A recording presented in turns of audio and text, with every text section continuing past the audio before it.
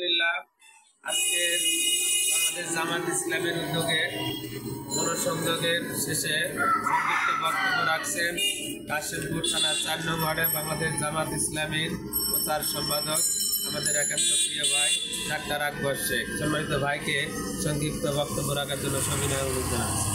আলহামদুলিল্লাহ, সমস্ত প্রশংসা আল্লাহর দরবারে। আমরা আজকে গণসংযোগ করতে যাই, যেটা বুঝলাম সকল মানুষ যেন আমাদেরকে ভোট দেওয়ার জন্য অনেক আগ্রহী। যাদের কাছে ভোট চাইতে গেছি তারাই বলে যে ইনশাল্লাহ আমরা ভোট এবার জামাত ইসলামী দেব।